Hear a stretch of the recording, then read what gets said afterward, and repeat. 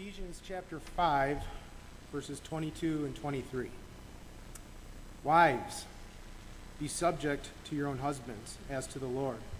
For the husband is the head of the wife, as Christ also is the head of the church. Now, when taken out of context, this verse by itself is usually received in two ways. Laughter and fist bumps from the husbands, or if you're a woman, newly married, maybe a scowl. Been married a while, just an eye roll. When taken out of context, a great misunderstanding is made about the interaction and the relationship between a husband and wife and what it ought to be. The verses that follow actually give the context and give it the meaning, the background as to why or how a wife is to be subject to their husband.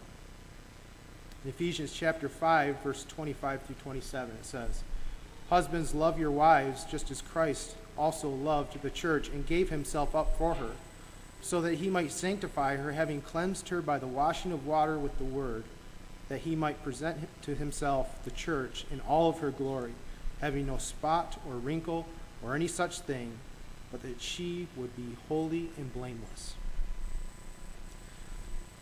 A husband's role cannot be understood apart from Christ's love for the church and his actions on the cross. He is the pattern, he is the prototype of what a good husband is. And two things are emphasized regarding Christ's love for the church and his husbandly role in there. He loved the church and he gave himself up for her. First, he led with his love. In Ephesians chapter 1, verse 4 says, "Just as he chose us in him before the foundation of the world, that we would be holy and blameless before him." God loved the church before the church ever existed. Christ loved his bride, and the groom, the husband, leads with that love. Now, the second thing that is mentioned and is to be understood about Christ's love for the church is that it was a sacrificial love.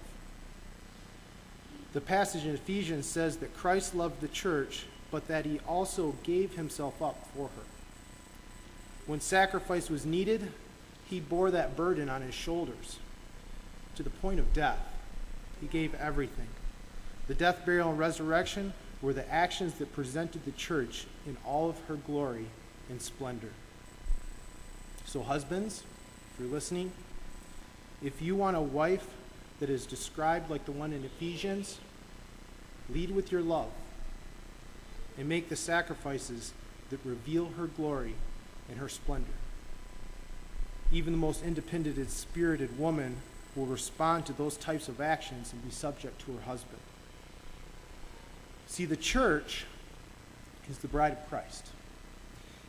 And it is full of independent spirits with our own desires and our own interests.